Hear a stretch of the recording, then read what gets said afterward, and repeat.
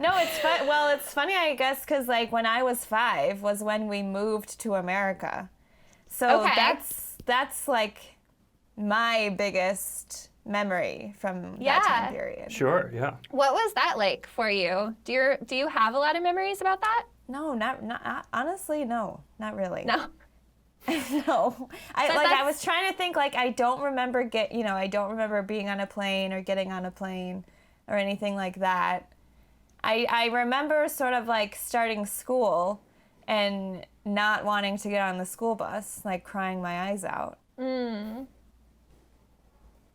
I don't even know if I like fully understood that we had like moved to another country. Yeah. I don't know.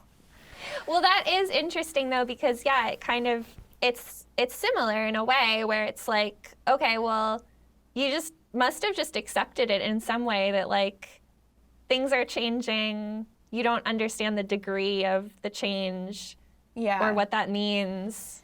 And you probably just rolled with it. Yeah, I mean, the hardest thing for me, definitely, and this is going to sound crazy, but the hardest thing for me was the language. Because we speak the same language, right? Right. But like, not really. Like for a 5-year-old, when you're in a new place and you're like trying to discover things, like this is when you're supposed to be starting to learn.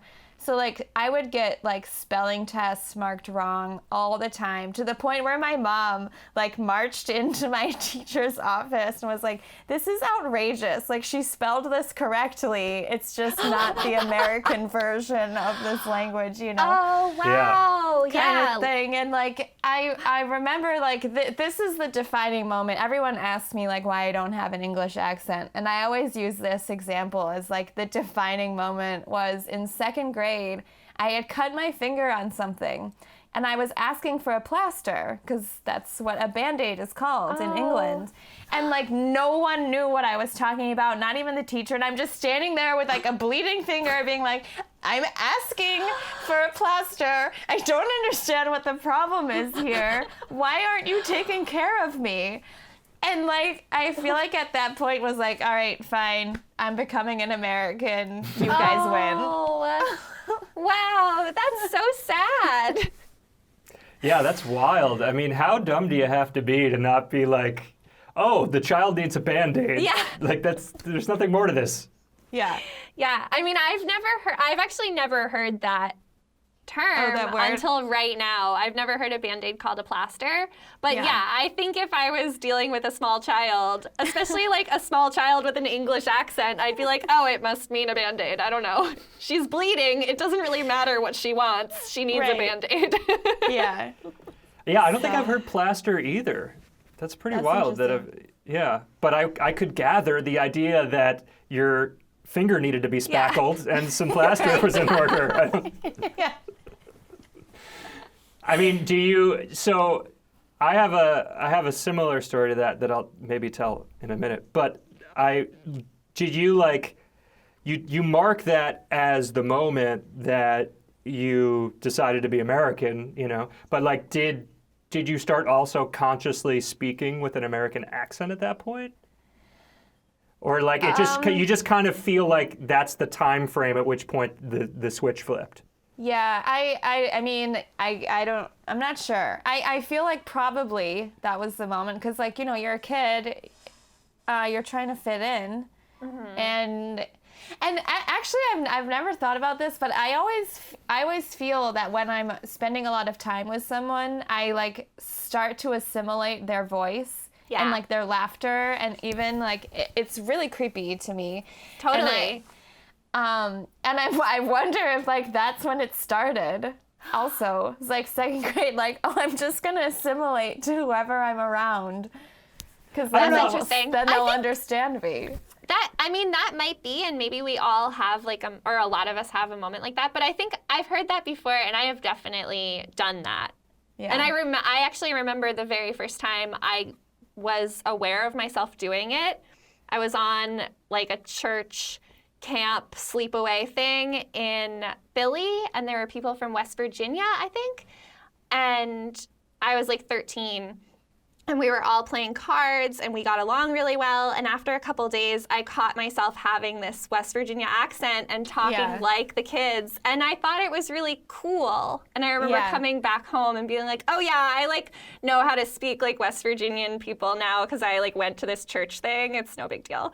But now, like thinking back on it now, I'm like, that's weird. That was like, it's weird. It's weird when that happens. Yeah, because, right, like at what point do you stop saying, like, at what point do you go back to your, like, normal voice? Yeah. I have a theory. I think it must come from some kind of safety with humans that you know are your people or something. Like if we were out in the wild, I don't know if that's, or whatever. If we were out, like before we kind of knew how to group ourselves, I'm butchering this because we don't know how to group ourselves. We can prove in many different ways that we're fucking it up. But like, whatever. I'm just going to try and make my way through this point. I feel like there must have been some time where, you know, if you have a group of 5, that's your family, and then it expands to 10, it expands to 40, you might not know everyone, but these speech patterns and these certain ways of sounding or making noise could potentially distinguish your group from another group and like be some sort of precaution. Yeah. Yeah. I guess that's how like regional accents even happen. Is you sound like the people that you're physically close to. Yeah. Totally. I mean, it's language and music are very similar, and I think it's just more pleasing to be able to harmonize with someone in a way that, you know, sounds the same. And if you start making the same types of sounds, rhyming might happen or things like that, and then there's that added enjoyment of that level of interaction with people. So I think it's just a natural thing. Yeah. Yeah, it must be a human thing. Yeah. The thing that I find really interesting about that as well is like my dad, for example, everyone in America who meets him thinks he sounds English. Right. But anyone in Europe thinks he sounds American. Really? Oh, really? Yeah. Wow. That's wild. Yeah, that's weird. But why is that? It's hard for me to fathom that anybody would think your dad sounds American.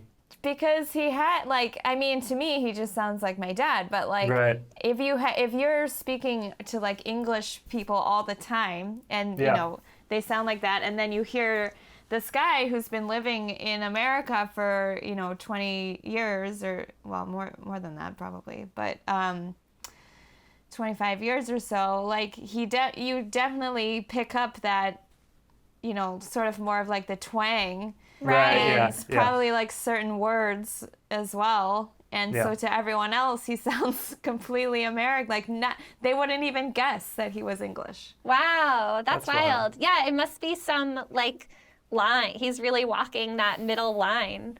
Yeah. Does he mention, like, does that make him feel any certain way? I mean, he's very proud to be British, Okay. So I think, last year, actually, like right around this time was when we went to Portugal and Spain, and, we're walking to Santiago, and it was definitely one of the most memorable things of that trip is everyone asking, like, oh, you're American? He'd be, oh, no, I'm British, Like, just, like, really leaning into it then? Yeah.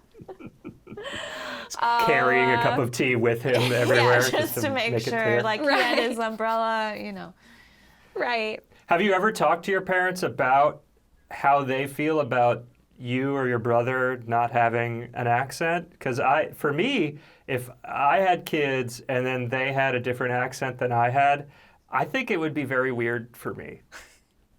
Like it would feel like somehow a disconnect with my kids in some way. Yeah, I don't know if we've ever really discussed it, but I feel like I feel like that, like, this is just what our voices are. I don't. It's like when I talk to my dad, I don't think like, I'm talking to an Englishman. Right. You know, I'm like, no, I'm talking to like my dad. Right. Yeah.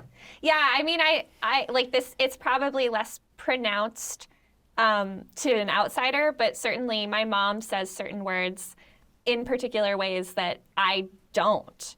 And I think I don't know, I can't think of any, like my mom says wooder and sometimes we'll like drop the H in certain words. I can't think of anything that my dad might say. Like a washing machine?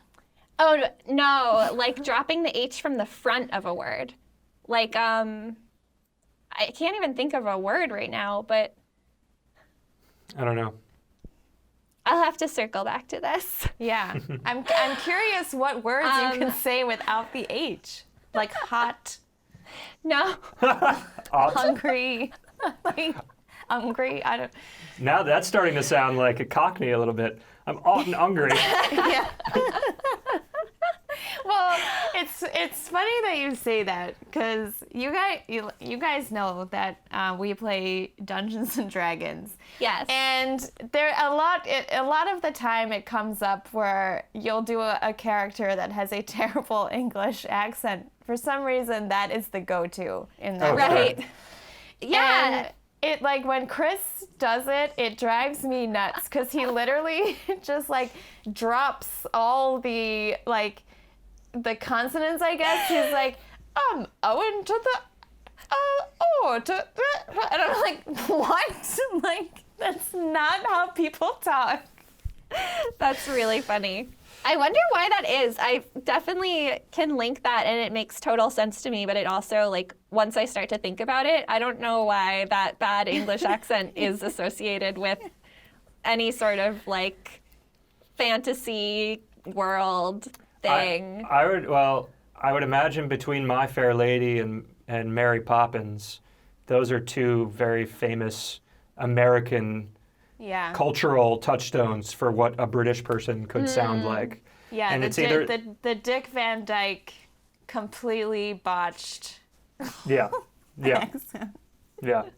And they, like, the other ones just aren't as fun to do, really. Yeah. You know, like a high English, and also like I think immediately like a stuffy person, which is probably not what you're going for in the Dungeons and Dragons vibe, right. you know? Well, I guess also if you are thinking of like the Dick Van Dyke English accent, it's so accessible because it's so bad. Like, and so as an American, like I could probably do that. I could do the Dick Van Dyke version because it's like it's not moving that far out of my range. Right.